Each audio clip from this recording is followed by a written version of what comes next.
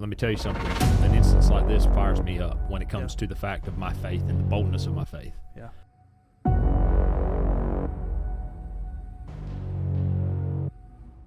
Hey guys, welcome into our channel. As always, your host, Clinton Yoder. And I'm Corey McClendon. And we are excited that you decided to spend some time with us here on a Thursday morning. Yeah, that's when we're here recording it.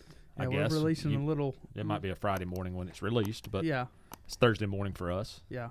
So September the 11th. It is. September 11th. It's a day that we should all remember. Yep. Do you remember it clearly, Corey? I do. I was in Miss Akate's class at Cold Springs Elementary. And that's in Cold Springs, Alabama? That is. It's in Bremen, Alabama, Bremen, actually. Alabama. Yeah. Okay. Had to get technical there. Totally remember it vividly. It was on a television screen, and as a young second grader, I believe, I had no clue what was going on, but later on kind of understood what it meant. And there are anytime this time of year runs around, we see just a ton of that content start popping up and everything, and it's a good chance to remember what happened that day and remember the lives that were lost that day, and our hearts go out to the family members and all that that went through that tragedy, and it's just a good time to reflect. And then because we're recording this on Thursday the 11th, we do want to take a little time before we jump into the content today and just kind of address what's going on in the world currently. And that's the loss of Charlie Kirk yesterday. And our nation is really, that's a huge tragedy, and it doesn't matter if you're left wing, right wing, or anything like that. Whether you had a good opinion of him or a negative opinion of him, the facts are, someone lost a husband yesterday, somebody lost a father, and in a horrible tragedy. And, my mind has been totally on that over the last, I guess, 12 to 14, 15 hours. Yes. And my heart breaks for them. Yes, I agree. Breaks for his family. And I just want to take a little moment just to encourage our listeners to be praying for that family, be praying for their friends, that situation. It's just a tragedy. And we don't take this lightly. The problem with when situations happen like this, and there's a lot of talk that my generation has went through several of these tragedies. Yeah, we have. And older generations have went through their own set of tragedies and stuff like that, and you begin to be numb to situations like this. And I think we're not a political podcast at all. We actually pride ourselves in not wrapping ourselves into politics, but that's why we're talking about this, because to me this is not even a political thing. Yeah, this has nothing to do with politics. A lot of people will say it does. I mean, on the news you see a political assassination. You see those type of things that are out there. But Charlie was a man of faith, a true man of faith. He believed with everything within him that Jesus was his Savior. You seen on Sunday, I think it was, he did a tweet. It said, I think Jesus is everything. Yeah. That's all it said. It was something, don't quote me to that exact. Yeah. And that's what he believed. That's what he was about. Yes, did he get in conversation with people that disagreed with him? Yes, that's what he was good at. That he brought that connection. He gave a platform to every style of people out there, every belief out there. He gave a little bit of a platform to him, and he would debate that back and forth. But he always came back to what his, the foundation of his faith, and that's Jesus. Yeah. And so for me, this was a ultimate sacrifice for his faith. Yeah. And I believe that. And just like the devil, when he when they crucified Jesus, he thought that he won. He thought that was the end. And the scripture talks about that when Christ was crucified and then he rose again 3 days later, that if the devil would have knew that, if the devil would have knew what was coming, he would have never killed Christ. Wow. And I'm not comparing Charlie to Christ at all. Yeah. He would never want that.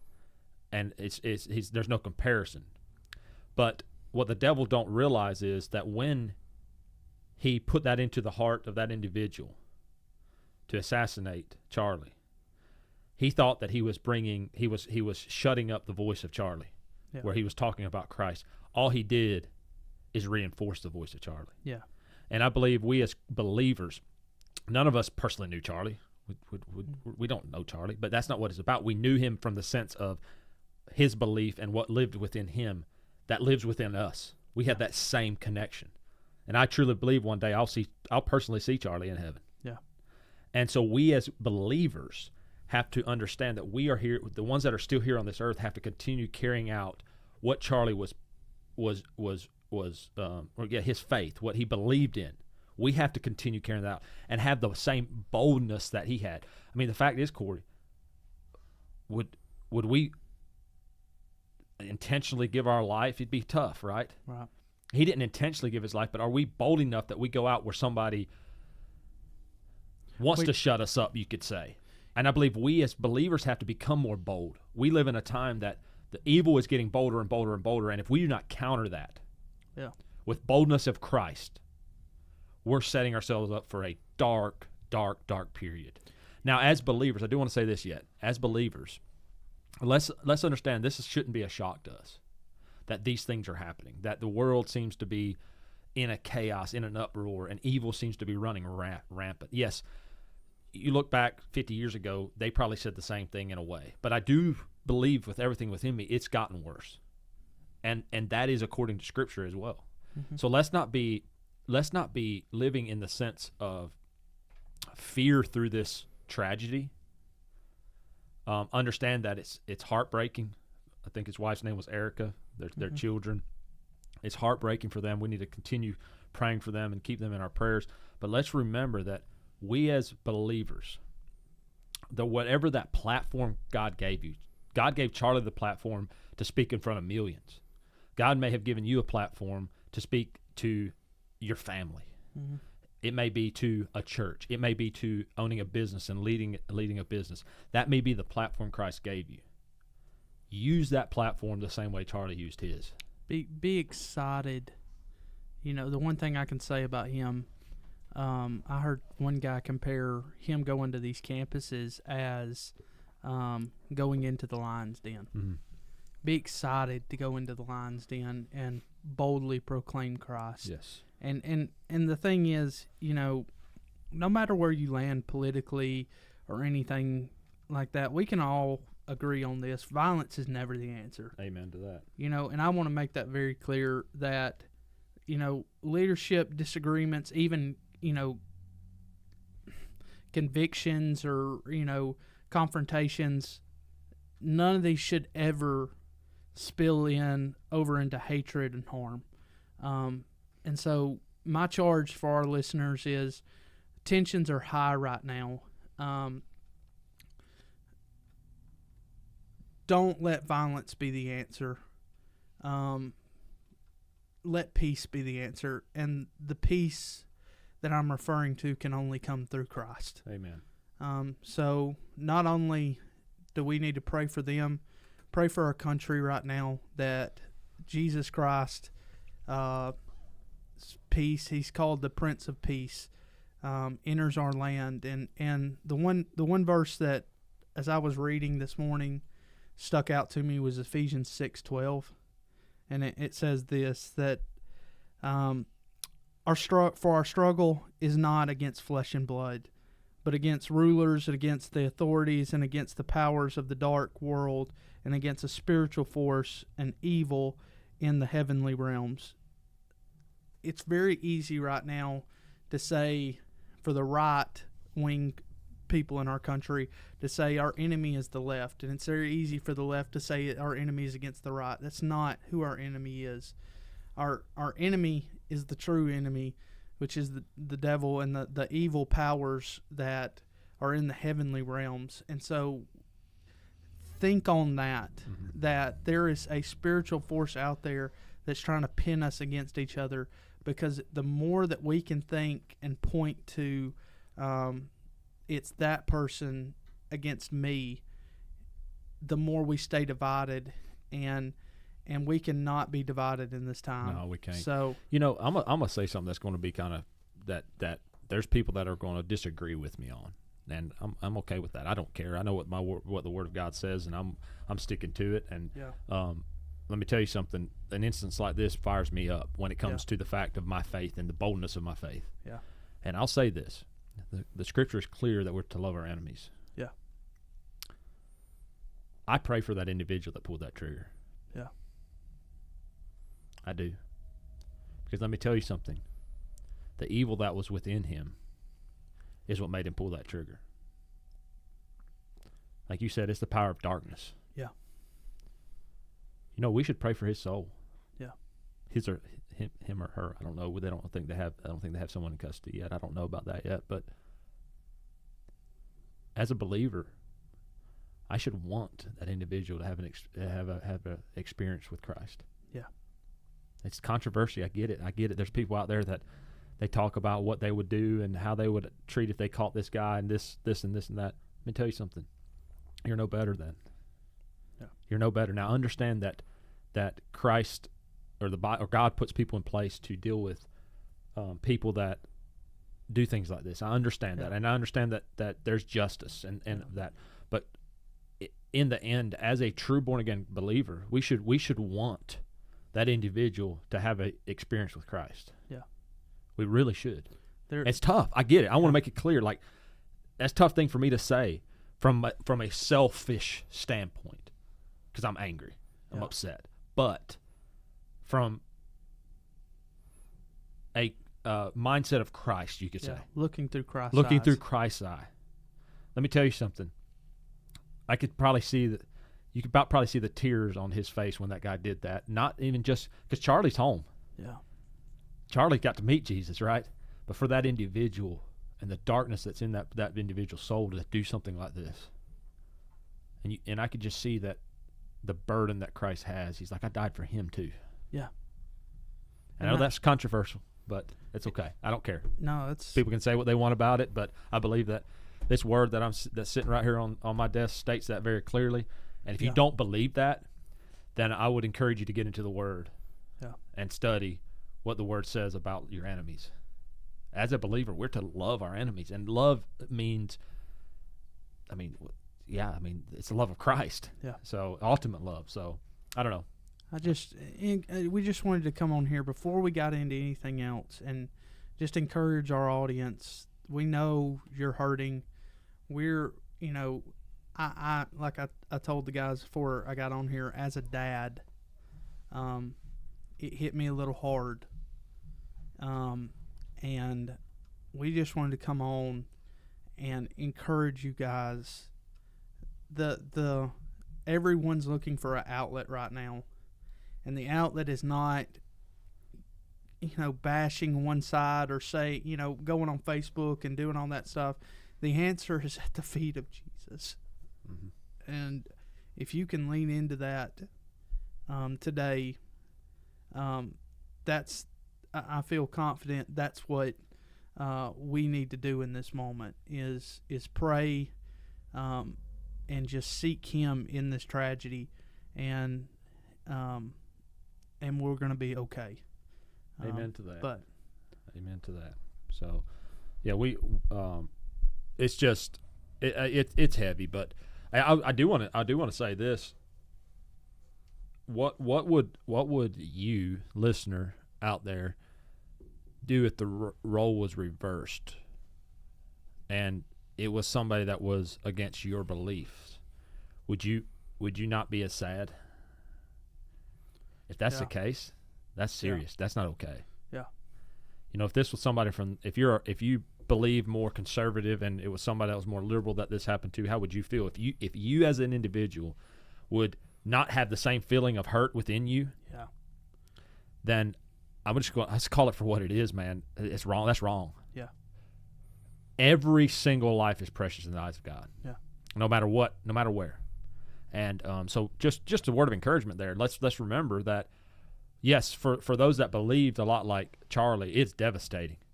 But flipping the script, how would you feel on that side? Because there's people on the other side that are not feeling what we're feeling. They're kind of excited that this happened. I mean, I've seen it. It's the world we live. I've seen it on social media this morning where people are, there was people cheering in the crowd afterwards. Yeah. And that's just evil. That's not okay. It don't matter who was sitting in that chair.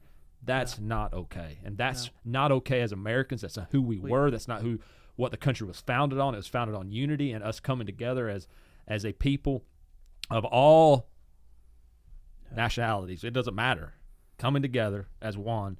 And it was founded on God. It's in God we trust. I mean, that's the staple of our America. Let's not forget that. We have to do better. Yeah, we have to. I have to do better. Yeah. And that when I say we, it's down to the individual. Amen. We have to do better. Mm-hmm. Not just for ourselves, but the future generation. Amen. We have to do better. And I think that's the two things out of this little moment here is seek out peace through Jesus Christ and just do better. And everything will be okay. That's right. Amen to that. It's heavy, but we don't want to say, life has to go on, but it does, and it will. After, and people that are hurting there's going to be a day that the grief lessens, you could say, but don't forget him. Yeah. Live your life the way Charlie lived his.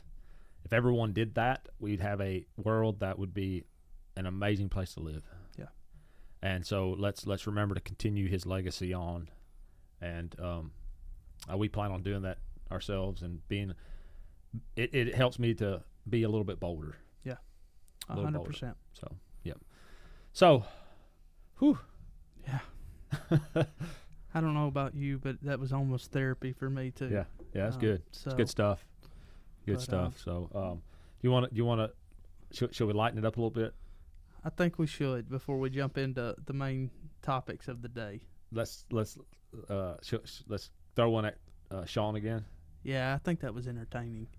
Last week, or our last episode, we threw a joke at Sean. So just kind of a dad joke riddle. Yeah. And I'll make these things very clear, or make this very clear. These things are kind of dumb. Oh, they're so stupid, but they're funny. But we've seen a lot of people enjoy this, so we're going to continue doing this. So, Sean, you ready? I am ready. All right. Let's see which one I want to throw at it. Some of these are so dumb. All right. Forward, I'm heavy. Backwards, I'm not. Forward, I'm heavy. Backwards, I'm not. That's a tough one. Forward, I'm heavy. Backwards, I'm not. It's a 3-letter word. I think everybody in this room is stumped. I don't know. I got nothing. No, I've got. All right. I'm stumped. Forward, I'm heavy. Backwards, I'm not. I'm stumped. Ton. Bam. You got it. That's a good one. That is a good one. I was like, that got me excited. Like it clicked in my head. I was like, "Whoa!" You had to slow it down. I got one of these. You have to slow it down a little bit. That last part. I'm horrible with riddles too. But that was good. I seen it enter your brain. You saw my eyes light up. I seen it pop. You still had to do some math after that. Yeah, I was like, you said it was the 3-letter word that tipped me off, and I was like, then forward. I'm like, no, it's a 3-letter word. Backwards, ton. It got me. The car, the car riddle got me because it's like 3-letter word. Like you hit me with it's a 3-letter word that starts with gas. Yeah, and it was like, I don't know. and it makes you sit there and think. And you're like trying to go through because I was hammered because it's weightless if it's back or something like that. Yeah. So yeah, it had me stumped. That's funny. Good stuff. All right, let's do a would you rather for you guys. I got one that I think is really solid. Would you rather take advice from your 10-year-old self or your 80-year-old self? Would you rather take advice from your 10-year-old self or your 80-year-old self? Depends what I'm doing. And it depends on how old you are right now. Or, your current age. Your current age. Yeah, right your now? current. I mean, we're already jumping 2 times in the time. Like, let's try to keep something consistent here. Yeah. So, and when I say that, it depends on what I'm doing. Okay. Let's walk that out. See where I'm going with that. So if it's something that's important, that's going to be a decision that can affect people around me in a big way, it's probably going to be the 80-year-old self. Yeah. But if it's something that I'm just in a crazy mood and feel like doing something stupid, it's probably the 10-year-old self.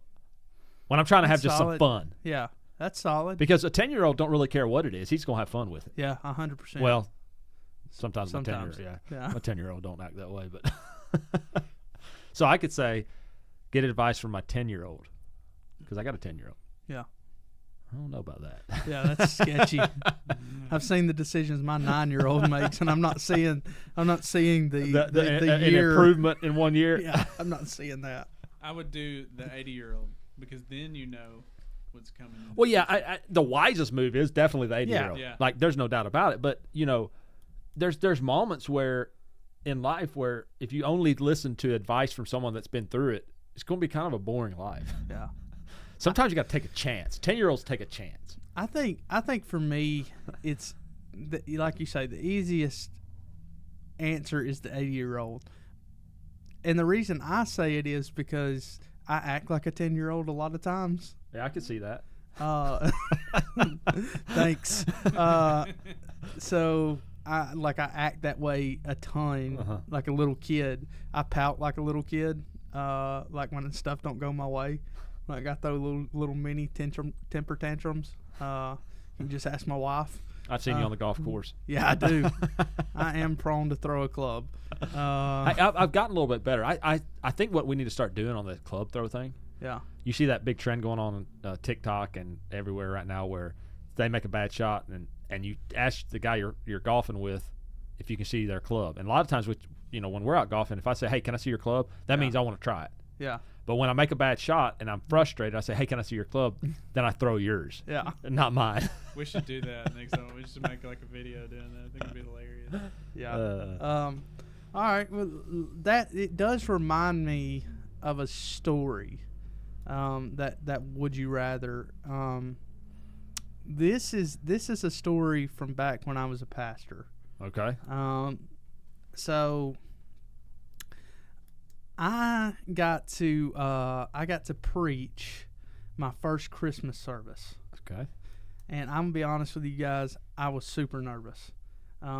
The campus pastor was off, like he was gone to his family for Christmas. Was this a Sunday morning? Sunday morning, Christmas Day service. Okay, we're on the same page. So, like, this is the big time for pastors, young pastors. This was the main service. The big stage. Yeah. And I had preached on the main stage a few times, but to get a holiday was pretty big deal. Special. Pretty big deal. Like, Christmas is like one under Easter. Like, so I was pretty nervous going into this thing. And it is Jesus' birthday. I know. We're throwing a little birthday party. Yeah. And so I had a good sermon wrote, and so the pastor told me, he said, hey, listen, it's Christmas Day service, so you don't want to be super long, keep it kind of shorter, and so when I got up there, y'all know my personality now, like I like to keep things light and funny. So like I started out my sermon with like, hey guys, we're gonna keep this short and sweet today, like we're gonna talk about the birth of Christ, and everything, and I go in. So I'm about 5 minutes into my sermon, and guys, it's rolling great. Everything's on point. Like I'm hitting the points I need to hit that I'd prepared through a week of me and Jesus writing this sermon together, right? And there's a cool thing about sermons sometimes is you get thrown curveballs sometimes in the middle of service. And I have never had a curveball. And I would imagine that there are some pastors out there that have never had this curveball thrown at them. Okay? Mind you, this is big. I'm talking we got visitors. We got people coming to, hey, we're going to go to church together. It's going to be a great time. Okay? And they see this young pastor up on stage. Young pastor. I think I was a youth pastor at that time. And all of a sudden, as I'm preaching, the power goes out. Kabam. Boom. And so I was at this point, we're not talking like at this church I was at. Did you lose like volume and everything? Like, everything. Oh, okay. sound. Okay. Sound, I mean, everything. like I'm talking the whole street. You thought the rapture happened. I didn't know what I thought it happened. So like everything went out. So to be honest, there was kids in the crowd. Kids are crying. And I'm a pastor at one of these churches that don't have like the stained glass windows. We've got a dark sanctuary. Yeah, there's no windows. Because we had lights and like it's a lot of like newer age that had all the fancy stuff that Sean knows more about than I know. Stage. Yeah, like stage lighting and things like that. Yes, all that stuff. Yeah. Well, the problem with that, when the power goes out, it's pitch black dark. Yes. Okay, so there's kids crying. There are, just chaos everywhere. And I'm up there on stage. Okay, I can't see the edge of the stage now. Were you froze? Oh, I was like, for like 5 seconds, I was just like, I don't know what to do. Because my mic's not working. So I can't project my voice to keep everyone calm. So I'm in full-blown panic mode, okay? Well, so I'm like, hey, trying to raise my voice, hey guys, everything's fine. And thank goodness I'm quick on my feet. I said I found the edge of the stage by like scooting my toes up and finding the edge and like got to the edge of the stage. And I was like, all right, hey, everybody, I'm just going to raise my voice. And I said, and the good news is this sermon just got a lot shorter and a lot sweeter, okay? And so just trying to make a joke out of everything. Well, so I'm trying to rush through this thing now. Still do it justice, still have an opportunity to share Christ. But obviously. It's still dark. Oh, still pitch black. And you're still trying to preach. Still trying to preach. Man, that's dedication. This is your opportunity. You can't let it. I can't, let this, So I'm going through my sermon, trying to do the best job I can. And so they open up a couple of the doors and let some of the light in from the foyer and stuff that the light was shining through with the sun. And so that's helping a little bit. Well, God bless this guy's heart. One of our guys that was running sound, for some reason, mind you, this is Coleman County, Alabama, so this shouldn't be a surprise, has a spotlight in his truck. Oh, no. Okay? He runs out to his truck as soon as the power goes off, and he gets his spotlight. So he's standing about like eye level and shines the spotlight on me. I don't know if you've ever been hit in the eyes with a spotlight. It's not pleasant. I mean, that's what deer say, too. Yeah, well, that's kind of goes back to this Coleman County thing, why you got a spotlight in your car. I kind of questioned that. It's highly illegal. So Spotlight's not illegal. To spot deer is illegal. Yes. Let's make that very clear. That's what they were doing. Yeah. You know what to think about it? My dad had a spotlight in his old C10 that he used to take hunting. Yeah. Let me tell you something. You don't take a spotlight to walk to your deer stand. No, if you got a spotlight, you're hunting from something other than a stand. Yeah. 100%. So I'm getting this spotlight shined in my eyes, and I'm trying so hard to do a good job. And we get through the service, and everything's great. And, we finish it out. I pray. And, I mean, no more that I get done praying, the power kicks back on. And I'm like, we get done, and as I'm riding home, I'm like, golly, I botched that thing. Like, that is just awful. I did a terrible job. And there's going to be some people that listen to this podcast that remember that service. And, the thing about it, though, as I was sitting there, I was so wrapped up in doing such a good job that I lost the reason I was doing the job. Yeah. And the reason I was doing that job is to hopefully help others or have a relationship with Jesus or strengthen that relationship with Jesus. And in that moment, Jesus kind of told me, hey, you did a good job. Mm-hmm.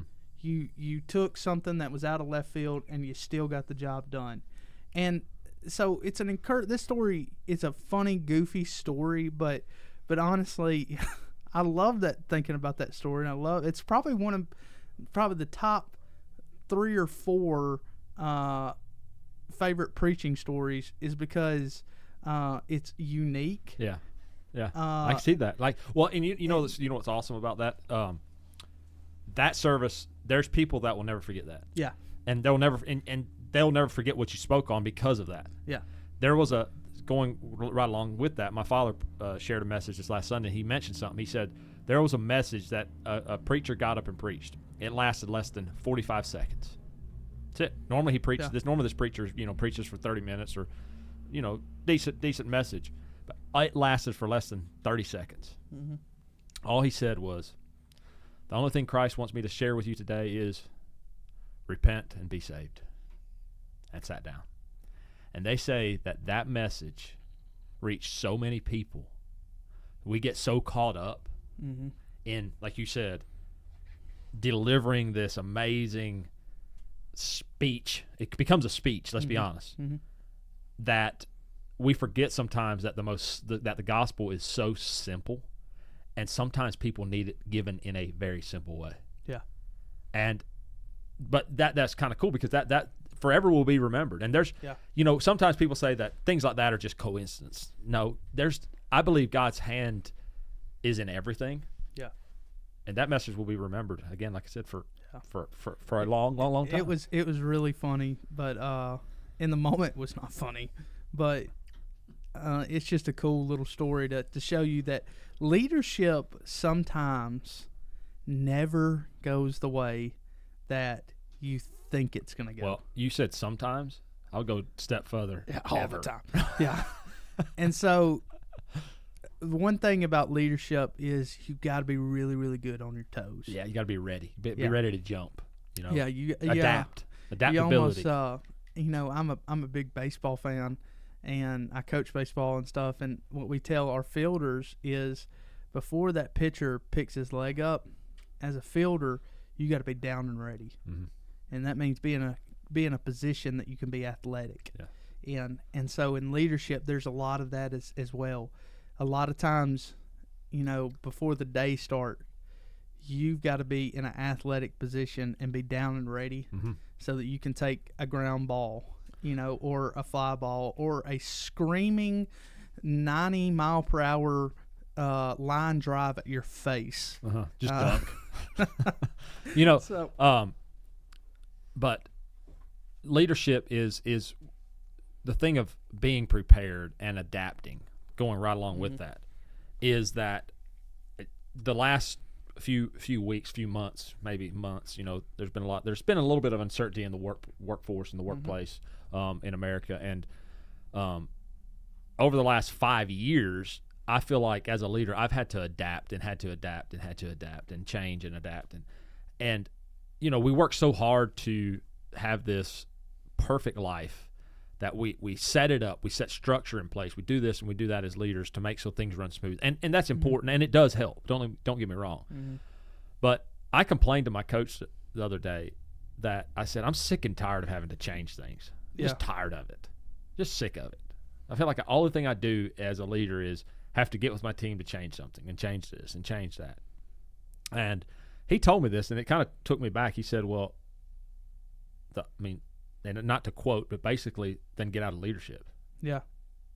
Yeah. Because guess what? What leadership is adaptability. It is learning that when times are great, we have to adapt to figure out how to get the job done. When times are slow, is we got to start figuring out how to cut costs and trim cost, or take care of our teams in different ways because the funds are not flowing like they normally were. And then when you get into that middle ground, you have to adapt there too, because it's kind of it's a never ending thing. It's always changing. Because here's what happens when we get to a point that says we've arrived, there's nothing but downhill from there. So when you get to the top of a mountain, what's on the other side? Downhill, right. So therefore, when you get to the top, you feel like you finally made it. Be prepared, because you're going to another valley. Yeah. Guy shared this yesterday with us. He said, where is crops growing? Where do crops get planted? Do you ever see a farmer planting crop on the peak of a mountain? Yeah. You don't. Mm-hmm. Crops are planted in the valley because that's where the fertile soil is. So another encouragement going right into that is that when we're in the valley is the best time for growth. It's the best time for that fertile soil, you could say, in our lives to be cultivated and a seed planted so that we can grow and we can have the strength to rise up that next mountain. Yeah. And so I thought that's pretty cool. Pretty cool. Pretty awesome. So illustration. I know we wasn't really going to say, but we want to come on here and we don't do this enough of telling our stories. Just having fun. So it's been kind of serious though. Yeah, it has been a little serious, but we want to have a little fun and tell some stories of our leadership journey. I got one. Okay. All right. Something happened to me just 2 days ago. Okay. It's just something small. But remember, God shows up in the smallest details. Yeah. I've shared this with you, Corey. I know. I knew where you were going. And you told me it'd come up on here, so here it goes. Yeah. So this was Tuesday. Yeah, Tuesday morning. I'll be honest, guys, I was having a rough day. I just was having a tough day. I was just not feeling it. I wasn't feeling the best. I woke up with a headache. We were actually supposed to record that morning, and I texted y'all and said, guys, I'm not feeling it. I'm just not feeling good enough to. Anyway, and there's been things in my life recently that have been challenging. I'm going to be just honest. There's been a lot of challenges this year. 2025 has been a challenging year for me and for a lot of folks, but for me it's been very challenging. And there's been many of times that I've shared it with my team. I've shared it with people that, man, maybe I just need to quit. Maybe I just need to give up. When I say give up, that may not be the right word, but just quit. And is God directing me in a different way? Is God taking me down a different path and things of that nature? And Tuesday was really strong. It was really, I don't know. I was just dealing with it. It was heavy on me. And I was leaving a gas station. I was in the passenger seat. My wife was, we went to lunch together, and she was driving. I was sitting in the passenger seat. And we were pulling out of this gas station. And she told me, she said, hey, check out that butterfly sitting on the windshield right in front of me. Like, I'm talking sitting straight in front of me on the glass itself, not sitting on no wiper. It was on the glass. And my first thought was, watch this thing. It can't handle. It's gonna go flying. I'm gonna watch this thing go flying off, which is kind of rude. But anyway, so we started picking up speed, and I look over. She's doing 30. She's doing 40, and all of a sudden something clicked in my brain. And I shared earlier today that God shows us in small ways, and it hit me, and I just got quiet. My wife even asked me what's wrong. I just got quiet, and I just watched this thing. And I watched as we sped up faster. We sped up faster. I looked over, and there was at one point we were doing 70. And I watched this butterfly. When it started out, it had its wings out wide. And I watched this butterfly, its wings tighten up, and it got into a small little ball. A couple times I seen a foot slip off. He'd come back and plant it. Slip off, come back and plant. And I feel like Christ or Jesus spoke to me just so clearly. Be like that butterfly. Be like that butterfly. We're doing 70, and he's holding on tight. He's just about to slip, about to go, but hold on. Mm-hmm. Things are tough. Winds are coming at me. Things are flying at me, but stick to that glass, you could say. Do not let go. And my thought went, as we were driving, we're doing 70, this butterfly's still sitting there. I was like, man, if he let go, what would happen to him?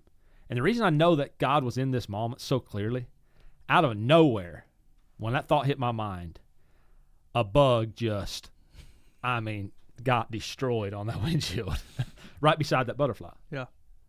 And I feel like Christ spoke to me again. He's like, if you turn loose right now, you may think it feels better than just using all your strength to hold on, because that butterfly would have just flew. He just went in the air and probably flew off. But what you realize, what you don't understand is, if you let go, you may be like that other bug. Yeah. And take it on the side of a windshield. Yeah. In the form of life. Sometimes our tough time, our, straining as hard as we can, is the protection in the sense of something even worse. Yeah.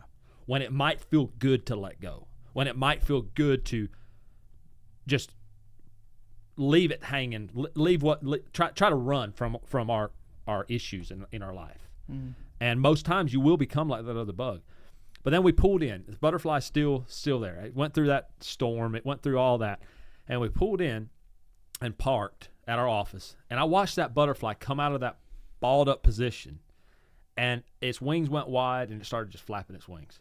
Beautiful butterfly, flapping its wings. And then Christ spoke to me again in that moment and said, see, when we hold on through tough times in our life, what we don't understand is when we come out the other side of that, yeah, we may have had some bruises and things, but it's beautiful on the other side. When we line up with God's will and we stick to his will for our lives, and we go down the path, even when it gets hard, and we stick with it, and we go through them storms, and we power through it. What God has for us on the other side is way more than we ever imagined. That's Scripture. Mm-hmm. It talks about that we cannot comprehend what Christ has in store for those that love him. Yeah. We can't, our mind doesn't allow us to go there. Why? And then we're shocked when we go through them things, come out the other side, and we're like, man, I'm grateful now for that storm. Yeah. Because look where I am today now. Because of that. If I'd have let go back there, I wouldn't be sitting here in this beautiful sunrise or sunset, mindset, and have an amazing place in my life. And I just thought it kind of changed my mindset for the week. Yeah. And I love how God shows up that way. He just shows up in the small things.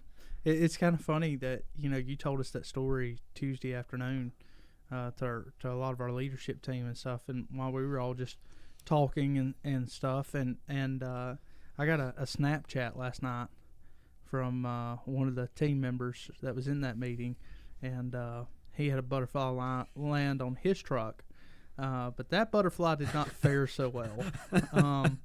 So, and he asked the question, he said, what does it mean when the butterfly flies off? I thought about texting back and being like, sorry, brother, we're going to have to let you go. That was the sign. That was us telling you that, you're no longer part of us. Yeah. That was Cody, right? Yeah, it was Cody. Yeah, it was 100% Cody. Cody's doing a killer job, though. We can't let him go. I just want to take a moment now. And as y'all can see, we're going to go into one of our sponsors real quick here. But what is better than one farmhouse coffee? 2.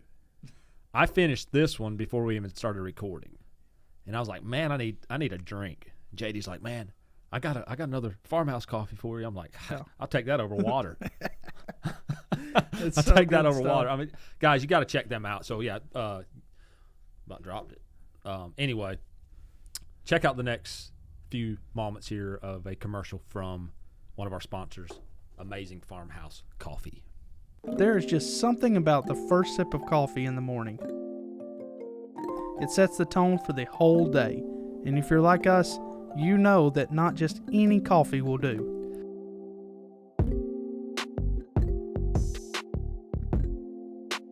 That's why we start our mornings with Farmhouse Coffee.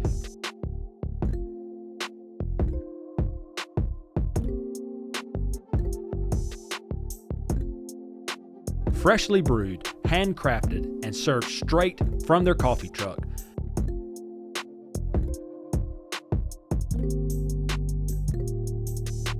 Their coffee isn't just a drink, it's an experience.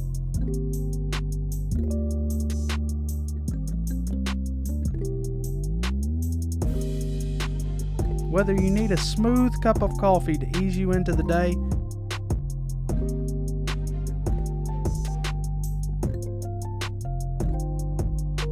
or a bold brew to fuel your hustle,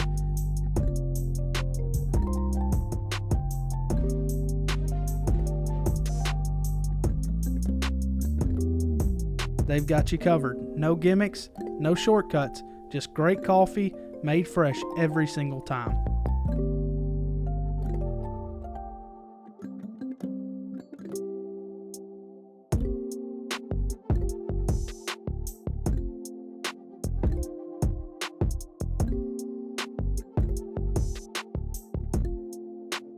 And the best part, they're always on the move, bringing their amazing coffee to different spots around town.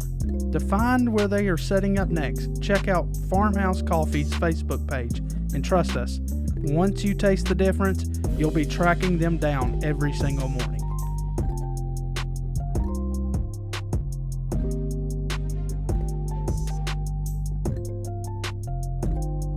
Farmhouse Coffee, brewed fresh, served with purpose.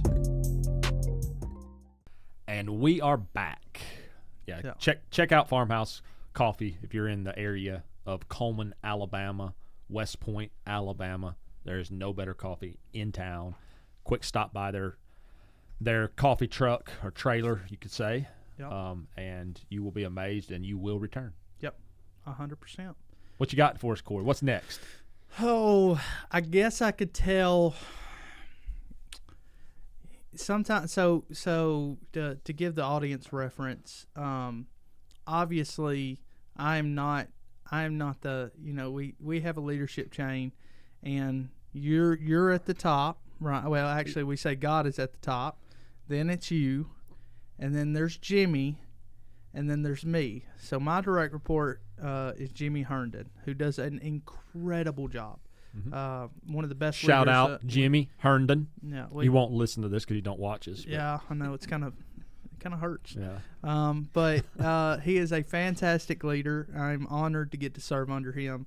And so, but for about a year stretch there, probably about last year sometime, maybe a little before that, there was a problem with Jimmy, and so me and Brandon were the two guys underneath him, and we didn't have this much the leadership structure we have now, but we just were the two guys that when he was away, the leadership mantle just kind of fell on us to run this thing. Well, the problem was that there began to be a trend that happened when Jimmy was away. And that trend was anytime Jimmy took off, something broke. It began to be so common that when Jimmy would take off, me and Brandon would sit and be like, what do you think it's going to be today? Like, do you think it's going to be the roll former goes down? Do you think it's going to be a forklift? Do you think it's a truck? So you like do about bet on what it's going to be. Yeah. And because you knew it's happening. Yeah. I mean, it got to that point where we were so certain that when Jimmy took off, something was going to break. And so it went on for years of this just happening. And, me and Brandon were talking about it this morning, actually. And he said, Brandon said something that kind of triggered that thought in my mind. But and Jimmy actually was in there too. We were talking about it. He said, well, the one thing that I can say about that, and he said, because I did think it was kind of funny that every time I was away, he said, but what y'all don't realize is during that stretch, you guys never had to bother me on my day off. Me and Brandon got really, really good at fixing problems, so we didn't have to call our leader and stress him out on his day off. Right. And so Brandon got really, really good at fixing stuff, and I got really, really good at managing the team while he fixed it. And it ended up making a pretty good little duo of a leadership structure, which I think in turn helped us along the road. Brandon now handles all the maintenance down at Yoder Metal, and I handle the office team and the sales team. And so we so many times in leadership, we see some circumstance happening, and we think, golly, why is this happening? Mm-hmm. But we neglect that it's actually preparing us for something. Absolutely. And so I feel like God prepares me with a lot of things. yeah, ain't that the truth? And so that's a really crazy story of some things that happen. And I'm talking, there is some stuff that you remember the stretch of time where that one piece on that one, on the slit line would go out. It went out. It was the gearbox. The gearbox. It went out what? I'm talking in a 6-7 times. In a 4-week stretch, I think we went through 5 gearboxes. Mm-hmm. By the way, I don't know what the brand of that was, but you didn't make a very good gearbox. Yeah, by the way. No, so we had to go somewhere else to get that. But anyway, straight call them out. I didn't say a name. I just said it was a garbage gearbox. If you want to know the name, you can contact us directly.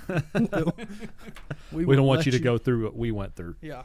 No, it's all good. But yeah, it ended up being a pin, a little component on that gearbox that kept going out. Yep. That's another leadership lesson. The smallest little piece can shut things down. But anyway, so mistakes or breakdowns just kept happening and kept happening when Jimmy would be off, and it began to be a joke. But jokes and bad things happening, you have 2 options as a leader when those things happens. You can have a little pity party and say, why me? Or you can say, what is this preparing me for? You know, I've noticed a trend today. We had an audience, we had no idea what we were going to share. Like we didn't talk about what each individual of us had on our notes or what we thought about what we wanted to share today. So this was just in the God had a hand on this. And the reason I say that is because everything we have today kind of goes into this mindset of, you know, God allows things in our life to prepare us for. Mm-hmm. Even with this thing we talked about with Charlie, I mean, that's a devastating thing, but things happen in our life to prepare us for something. And so I see that. And I got a story. Okay. This happened for me last week. I went fishing. Oh, no, not another fishing trip. I went fishing. So, I mean, it's kind of a gruesome story, though. You want me to? It's about resilience. That's a Sean question. It's about resilience. So yeah, it'll be fine. Sure, it'll be fine. Sure, it'll be okay. No, it ain't that bad. So the company we are contracted to, we build a lot of their sheds, store more portable buildings. They took a lot of us that are contracted to them down just for a nice little getaway time that we can get together and get to know each other a little better, and had an amazing time. Yeah. Just shout out to Brent Titus and all them that got that put that together. It was I needed it. It was just a remarkable time to be around a group of other leaders that guess what, they're facing the exact same things I face. I mean, they're doing the same thing I do. So but we went fishing. We went down to Dolphin Island, and we just the first day we got there, we just sat around. We were up till like 3:30 that morning, just a whole pile of guys sitting around just chatting, arguing, having a really good time. Yeah. Just talking about business, talking about life and things that we face, and it was good. So this goes into the story is we were up till that. I mean, I don't think I fell asleep till 3:30, but we had to be up at 6 to be on a boat. And so anybody that knows me understands that I am lucky if I go out deep sea fishing if I don't get sick. Yeah. It's a gift if I don't get sick. I mean, it's just 9 out of 10 times I'm gonna be sick. And so you get on this boat, and they had 3 different boats with like 5 individuals on each boat. And these were fast boats. These were boats that get up and go, son. Yeah. I mean, we got way out there in no time. It wasn't a long fishing trip, so, you know, fast boats pay off to get out where the big boys are, the big fish are. So we are cruising, and it is so rough. Oh, my goodness, it's so rough. And these boats are just getting it. So we had to sit in the back of the boat because the front of the boat would throw you out. Yeah. So I'm like, oh, boy, this is going to be a fun one for me. Because by the time I get out there, there's going to be things going on down here in this stomach that ain't going to be okay. Just not going to be okay. But there's nothing more that ticks me off than when I get out there and I get so sick that I can't fish. Now I'm miserably sitting there and can do nothing about it. Yeah. So I've always made a decision that if I get sick, I'm going to, sick or not, I'm going to be reeling up some form of fish. Yeah. And so we get out there and I'm fine. Like I'm feeling good. I'm like, oh, we're going to have a good day today. Yeah. And it hit me like out of nowhere. I'm sitting there and some of the guys laughed about it because they said how casually I done it. There ended up being 2 people per boat were sick. Yeah. By the way, so it was a lot. It wasn't just me that got sick. It was rough. Yeah. And it hit me just like that, and they laughed because how casually, and I didn't even think about it. I just like, well, boys, here it goes. I just stood up out of my bean bag and, well, chummed the water pretty good. Yeah. Let's put it that way. And then about 15 minutes later, again, and about 30 minutes later, again. But long story short, let me tell you something. I wore them fish out. Yeah.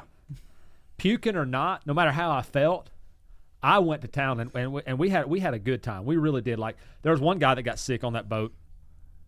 He had all of a sudden his line just went. Yeah. And he was standing there, and this is the first time he got sick. He went from him being perfectly fine to the dude looked like he was about to die, just white. Yeah. Miserably sick. And I mean that line, it ended up being the biggest fish too on his line. That line just bowed up, and he just looked over at me. He said, "No," and sat down. Just nah. He ain't moved from that spot yet. So the story there is this: that no matter what you're doing, find the strength to do what you love. I love fishing. I love deep sea fishing so much that there was nothing going to stop me. Yeah. It's kind of a nasty story, but it's funny because I just had got done, chumming the waters. Yeah. And calling some dinosaurs. Yeah, calling some dinosaurs. And I guess nobody heard me. Nobody seen me because I was up in the front right corner of the boat. And, of course, my line's down in the water, and I'm still puking. And the deckhand comes around the corner. He throws the line out, and he's like, "What is that?" He's looking at it because, it's a nice little. And he's like, "Oh." I see what that is. So you had this for breakfast. Yeah, it was rough, man. It was rough, but man, we had a good time and getting together with a group of leaders. I mean, I encourage anybody this weekend. I'm gonna have a good time. Yeah, you're going up to somewhere. I forget where. Well, up to Franklin, Tennessee. Yep. Hang out with some. You're gonna have a really awesome time. A really awesome time. Yep. Well, to transition to you talked about your gut. I'm going to talk about my gut. Can I say something real quick? Yeah. Go for it. Did you just say calling dinosaurs, but in the act of like throwing up? Yeah. What is that? Because that's what sound you make. You make the sound of a dinosaur. I never thought about that. Yeah, you've never heard that? No. Yeah, that's what you make. I was like that sound. I was like, bro, when I throw up, you sound like a dinosaur. Yeah, that's calling dinosaurs. Dude, that is hilarious. Yeah, that's just the way I've always heard it said. Is you got to go call some dinosaurs. Call some dinosaurs. Yeah. That's I don't know. That's how these things are. People come up with like all kinds of crazy stuff to say about innuendos to certain things, but calling dinosaurs. Yeah, but I definitely called a few. Yeah. So this is a thing that a lot of people say is a spiritual gift or whatever, and sometimes, and every leader has this, you go into a situation and we say it in our culture as, I've got to trust my gut on this.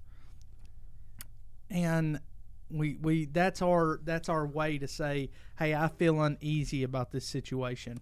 So I had a situation that we were looking to bring on a hire. And so this was going to be. I'll slide off for this conversation. So that was a bad decision. We were trying to bring on somebody that had a little bit more knowledge in in a certain area of our business. Accounting. Accounting. I wasn't going to say accounting, but you said it. So I don't want to bash accountants because they are very, very great individuals, and this is not all of them. So there are some accountants out there that have wonderful personalities, and they know how to speak to people. They have emotional intelligence and all those things. It's hard to find. It is very difficult to find. But you got to have that. I mean, yeah, they're amazing people. They're very black and white. Let's put it like that, right? So as we were searching, I got kind of put in charge of finding some people. So I was looking, and I narrowed the list down, and my personality doesn't necessarily jive with accountants because I'm very, outgoing and everything like that. And so finding this person for me was a little difficult. Well, we found this one person, and I'd done a phone interview with her. I had done, several different things, kind of process. Well, it got to the point where we wanted to bring her, I shouldn't say her, but I already says her, so whatever. We brought her in for a in-person interview. And I do want to say this. This is not downing. This is not a negative towards that individual. No, but it just what it is. I mean, this is a good story. People need to know this. Need to hear this. Just didn't work out. I kind of ruined the story there, but it's okay. So we bring her in. We do it. We do an interview with her. Accounting knowledge is on point, right? Tons of knowledge. Well, the way our hiring process works, there's several steps to being hired in, and so she processed through to the next side of the next process of the interview, which was to go sit down and have lunch with pretty much all leadership. Yeah, pretty much any leadership that's going to be over her or tied to that position. And so me and you and your dad and one other leader, not going to mention his name to keep him innocent in this, because you're going to hear something here in a minute. Well, we go and eat at this restaurant, and so we've had your dad on this podcast. Your dad is as good as gold. I love Mr. Raymond. He is literally, when he comes in my office, it's one of the highlights of my day. So he's already, he's a little bit older, so he looks like a grandpa now, right? And he's very kind. So he kind of reminds you of that nice, sweet old grandpa. And I don't know what this lady was thinking, but the first time she met him, she went in for a hug. And this wasn't. Let's make sure that we paint a picture here. Never meeting someone. Never. And you see in the movies where somebody comes running and there's music and their arms are wide open and they see someone they haven't seen in a long time and they come for an embrace. Yeah. Maybe not quite that level, but that mindset, it felt like. Yeah. But never meeting the individual. Like you're walking through Walmart and you see somebody over there and you just go random individual. Right. And it's not that your dad. You got to know my dad to understand why that's. Yeah, that's a no-go. Yeah. I've never hugged Mr. Raymond, and I've worked for him for 3 years. Right. Not that. I'm sure he would give me a hug. Yeah, he'd give you a hug, but next time you see him, I'm gonna ask him. Just hey, I need a hug. Yeah. Let's make sure the cameras are on for that. So that was already number one. I was a little taken back by that, right? Yeah, I think all of us were just a little bit, because little shell shocked. Yeah. You're like, okay, that's one reaction. Uh-huh. Cool. So we all go down and sit down, and so we're ordering, getting to know this person, asking questions. Your dad's asking a lot of great accounting questions. I think the rest of us are asking personality questions, things like that, to make sure they're going to be a good fit culturally. And so the food gets there, and so we always pray over our meals. Thank you, good Lord, for what He provides. Yep. Absolutely. And so we go to pray, and you know, I know you want to protect that guy, but and we shouldn't forget it. You know what? Because it was Jimmy. It was Jimmy, and the reason I say that because anybody that knows Jimmy understands. Like Jimmy wants to make everyone feel comfortable. Yes, yes, right. That's right. Like so, Jimmy goes out of his way to make sure no one feels like left out yes. or anything like that, which is a very admirable trait. Yes. And so she's sitting right next to Jimmy, and as we go to pray, she reaches over and grabs his hand. Yes, and now the way Jimmy, I wish Jimmy's here to describe it because he can describe it. Like this wasn't Jimmy. I think Jimmy said he had his hands like he was like leaning forward, like I am right now, kind of leaning over the table. His hands were together, like kind of down between his legs. I mean, in some way, and so there was a full-on reach. I mean, trying to find his hand over here. Just kind of go with that, and. So it wasn't like Jimmy's hand sitting here and, oh, your hand looks like you're trying to hold my hand, so I'm going to hold your hand. This was there was effort involved to get a hold of that hand. Yes. And so, mind you, me, you, and your dad have no clue that happened, right? Yeah, no idea. Because we're over on the other side of the table. Our eyes are closed because we're praying, and so we have no clue that happened. So you picture this. So we go through the rest of the lunch. I do want to add something. What Jimmy told me here. He said that he even one time tried to kind of pull away, and there was no. It was like, no, you're holding my hand. And that, you know, look, I want to give that person the benefit of the doubt. That may be their culture. Yeah, but Corey, this is an interview. I'm with you. I mean, I've never seen that before. I've never seen it as well. I want to protect the innocent. Well, yeah, we're not saying no name. Protect of course not, the innocent or the guilty. But like, I mean, it was definitely a shock. So, but going back to what you said, at this point, none of us knew this. Yeah. So we go through the lunch. Everything goes great. You know, we get done. All of us rode in the same car. She obviously rode in her own car. And we left the restaurant. Well, we get back in the truck. And, guys, you could have heard a pin drop. And that's not who we are. No. So like, I'm talking all four doors closed in your truck, and nobody wanted to say a word. Like, we were all just very shocked. Because if you were in that interview or there's so many other things. Yeah, there's little bizarre things that I just can't remember, but it was enough that when them doors shut, like you said, it was just like I don't think I started the truck right away. No, you didn't. You just kind of stared out the windshield, and I think all of us, like I remember, I was sitting behind you, and I just was staring at my feet, like, what was that? And so your dad, I will never forget this as long as I live. Okay.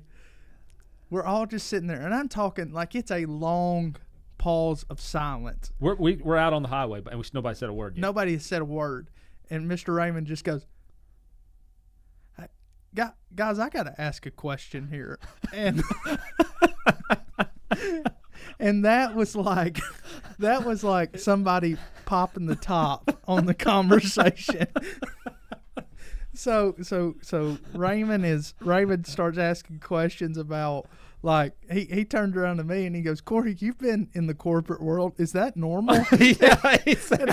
And I looked, I was like, "No, sir, that is not normal." And so we talk and we're talking and everything. So we talk literally from the restaurant back to work. And so we go into the office, into one of the offices, and just kind of shut the door, and we're all talking about it.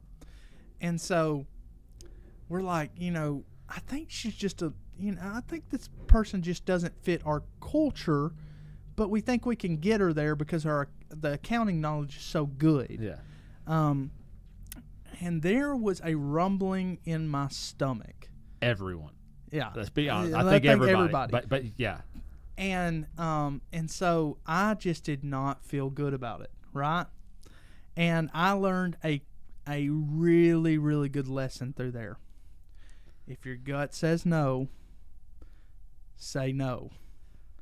And be stern about it. Yes. And along with that, culture is more important than knowledge. Yeah. Yes. Culture is more important than knowledge. Let me say it one more time. Culture is more important than knowledge. You destroy a culture in a business, everybody loses. Yeah. So you can learn things, but you cannot change a culture. Somebody can come in with less knowledge but have a culture fit and adapt and learn the role and be a absolute, take that position to a high level. Yeah. But you want to destroy everybody else, which is what ended up kind of happening. Yeah. I remember, and this is a good example, and trust in your gut, that's the whole point of this.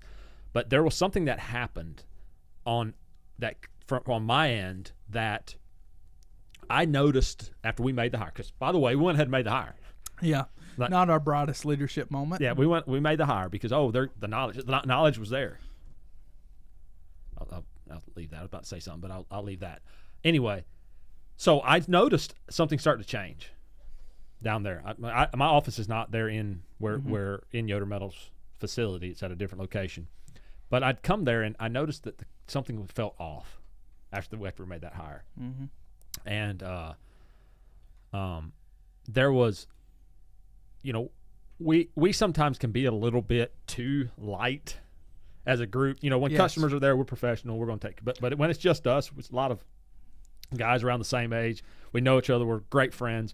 We have a good time. We enjoy working together. That's right. And I started coming in there, and I wasn't hearing the funny jokes from Gerald. Gerald's the joke guy of the office. We love Gerald for that. He lightens our mood. Sometimes Corey gets annoyed at him for it. But well, he's like my little brother. I've just had to accept that. He's going to be, when the Bible talks about, Paul says that there's a thorn in my side, and he prayed and prayed for God to remove it, and he just wouldn't. I've realized that Gerald's that thorn in my side. And you know what? He loves it. Oh, he loves it. He loves poking that bear. Yes. But I noticed that, and I started. Do you remember the meeting I had with y'all? Oh yeah. I think it was with the leaders. I said, guys, something is off, and there was other issues there with the hire. Yeah. Like, let's be clear that culture was there. There was some. That was a big part, but there was some other issues that arose. But I noticed a culture shift that was starting to happen, and it wasn't good. Yeah. And I told the guys, I said, you have an option here. You can lay down and let the culture change and everybody's miserable. Yeah. Or you keep the culture. Culture forces people that don't fit out. Yeah. If you stick with your culture, and if they're not a fit, guess what? They're going to get weeded out. Yeah. Quickly. And I told them, I said, I'm going to be upset if I walk in there and I don't hear them jokes. I'm going to be upset if I walk in there and the culture is not what it was. Yeah. We don't change the culture to fit somebody. Mm-hmm. We don't. We never will, because our culture is what we've worked hard to get it to where it is. Yeah. And so I noticed I guess me as a leader gave permission to the team to be what the team normally is. Yeah. And not to tiptoe around anybody. Yeah. We're going to be who we are. And after giving that permission, everybody started just going back to the way they were. Yeah. How long did it take? Was it a week? Maybe a week and a half? Yeah, I think it was like a week and a half. And that individual quit. Yeah. We could go into the details of how they quit, but let's in the not. famous words of Arnold, I'll be back. That was the final words. That was the line that was said as the individual left the office, turned around and said, I will be back. Still hasn't followed through on that. Yes. So, but God bless the individual. Yeah, I hope they have an amazing life wherever they are today. That's not a slam at them, but it's just a thing of trust your gut. That's the key of this story, guys. Like, not everybody's going to fit the culture that you have, but if your gut is telling you something's off, follow that bad boy. And that's what because of that situation. Now, if I get that feeling, sometimes I turn into a donkey. And you can attest to this. Jimmy certainly can attest to it. Yeah, sometimes you can be a jerk. I can be a jerk about it. No, in a good way. Like, but what I mean like is you're I locked persistent. down. Yeah. I locked down on it, and it's because like I'll be like, guys, like I just don't feel good about this. Help me feel good about this. Mm-hmm. Like, and what don't you feel good about right now?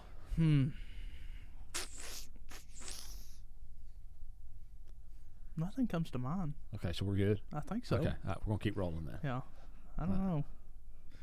We'll talk later.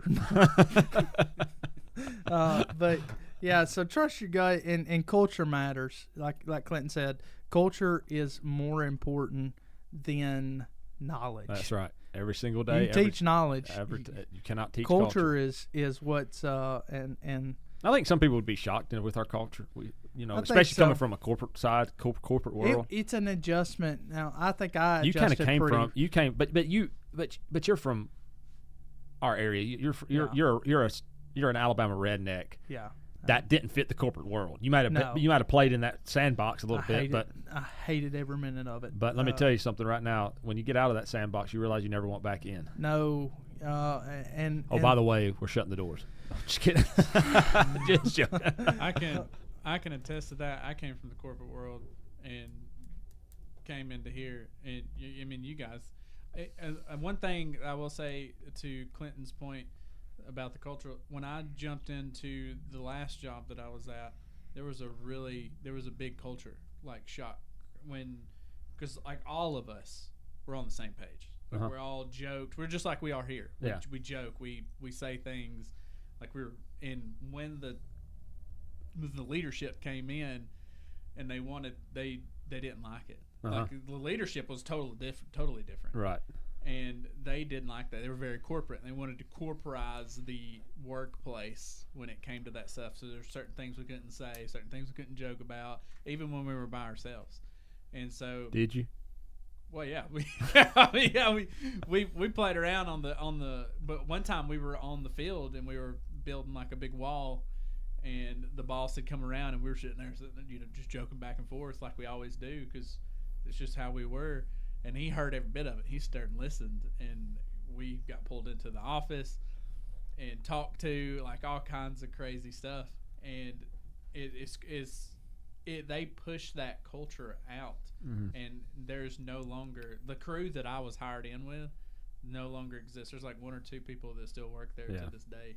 You know something though, I will say that there's been a little bit of a misinterpretation of corporate. I believe it's easy to blame structure and say that it's corporate. I do want to say this for a moment. What people don't like about corporate is there's every situation we face in life has to be approached in a little different way. The way they approach things is it's a black and white line. There's no everything is approached the same way.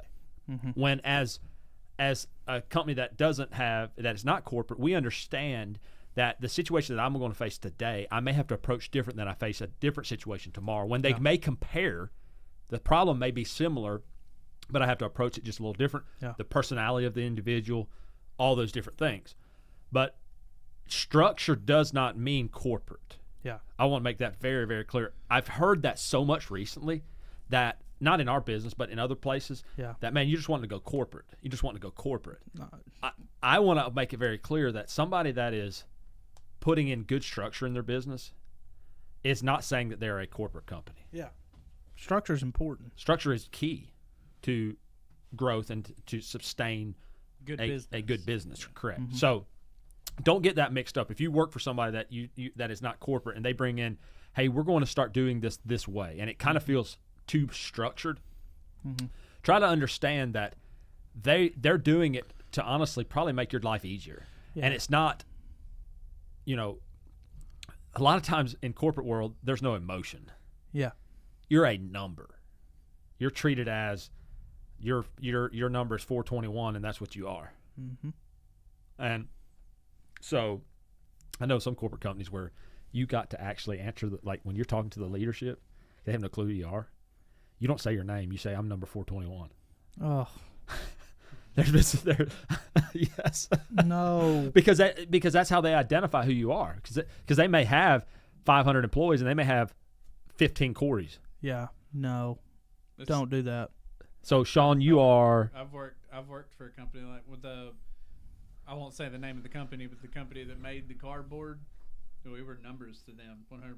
Yeah, that's what I'm saying. Like it's more out there than what we realize. No, don't do So, that. What number do you want? What do you want to be? Number 1. Number 1. 7, lucky number. 7. If you ain't first, you're last. But listen, I think we've had a pretty. We got one more sponsor. Oh, yeah, we got to cover here. Yeah, we got to talk about StrokesGained, and they have a new flavor. Yes, Sean, we'll throw that up there on the screen. Then it's It's orange. orange. Is it not dreamsicle? I don't think. I think they just called it orange. I pre-ordered mine, Yeah, and it's released. I think they're like next week it releases. We'll get details out to you guys about when. But I pre-ordered mine. I'm so fired up about it. I love orange stuff. Yes, dude. StrokesGained is amazing. I mean, they're the hydration levels that you get out of it, man. Yeah. Remarkable. We use it all the time. Make sure that you go get your StrokesGained and use the promo code Yoders Talk, and you will get a exclusive discount. But stick with it. We'll show you a little advertising from StrokesGained. Guys, we got to talk to you about StrokesGained hydration. Because let's be real, most of us don't drink enough water, and when we do, it's usually missing the electrolytes we actually need. Exactly. StrokesGained is designed to keep you hydrated the right way, with the perfect balance of electrolytes, no unnecessary sugars, and clean ingredients that help you feel and perform your best, whether you're out on the course, at the gym, or just tackling a busy day. We've been using it, and the difference is unreal. Better energy, better focus, no midday crashes. If you want to stay on top of your game, check them out at StrokesGained.com, StrokesGained.com, and use code Yoders Talk for an exclusive discount. Hydrate smarter, feel better, and keep winning your day with StrokesGained.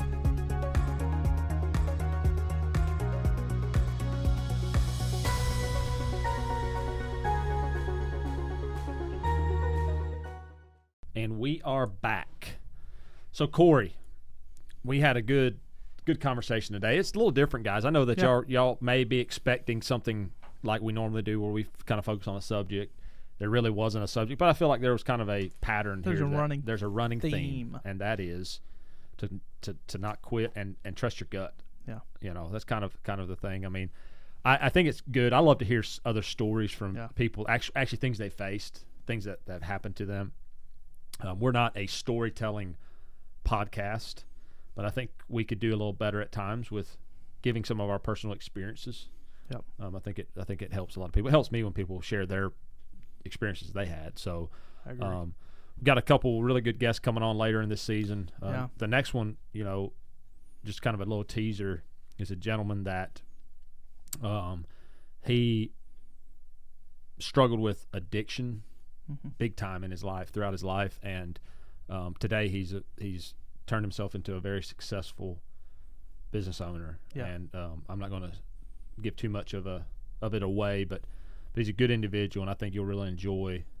You could say going from a very low place in your life into where he is today, and I think we all have them challenges at times in our life, and I think it'll be a really good episode for everyone to check out. So. I think so. We've got several great guests that are playing this season, and so we wanted to come on here today and just talk, just us two, before we jump into, it's going to be 3 or 4 weeks of guests and stuff, and just share. Yes, absolutely. Share our failures and all kinds of stuff. All kinds of stuff. So I do want to share this with y'all that, we heard earlier on today, and getting to more of a serious, I love to leave y'all with a nugget. And remember, our life, everything we do, it's all about Jesus. It's all about Jesus. Whatever form of leadership you're in, doesn't matter. It's all about Jesus. He's the center of everything. if you don't have him the center of your leadership life, then I'm sorry that you're not leading with a servant heart, because that's where it starts. It starts with Jesus and what he can do and what he can change in your life. If it wasn't for Jesus, I would not be where I am today. I know that for a fact. I have so many failures in my life, but he's the one that keeps me going. He's the one that helps me through those times. And if you don't have him in your life, I encourage you to surrender your heart to him, because in the end, guys, all we talk about, all that we discuss, our purpose in our life, lead with purpose, all those things, man, it's just words. It's lip service. Unless you have that personal and close, intimate relationship with Christ, nothing else matters. Nothing. And I promise you, Charlie Kirk would tell you that right now if he could. That was one of his things he shared a lot about, and I want to share that with y'all. I want to be bold about that. You as an individual, if you don't know him, now is your moment. Now is the time. Find you someone in your life. Find you a mentor that can help you in that journey. There's people out there that would love to. We would love to. If you want to reach out to us, I mean, just don't forget what truly matters in the end, and that is your relationship with Christ. Please don't forget that. And just surrender to him. Surrender all your problems to him. He cares for you. It says that he will never let the righteous forsaken. He doesn't forsake the righteous. He doesn't. And so just encourage you to find that close relationship with him, and you will be blessed, and it'll be an amazing journey that you'll go on throughout your life with him, having him as your best friend. So I hope that blesses y'all today. We love y'all. I want y'all to know we really do. And we would not be where we are today without y'all. We are forever blessed that you choose to spend some time with us every other week. And we couldn't do this without y'all, and we want to thank y'all from the bottom of my heart for all that y'all have done for us through this podcast. And we just hope that you've been blessed through it. We hope that your lives have been affected in a positive way through it. Just go be great. Like I always say, don't quit. Don't give up. We have a calling to do in our life. We have a bigger purpose in our life that we need to continue fulfilling, whatever that platform is, wherever God has you. You gotta play in that playground. That's it. And give it your all. So, guys, we love y'all. Like we always say as we close it out, make sure that everything you do it for the glory of God, and to always lead with a purpose. God bless you. We will see you next time. Peace out.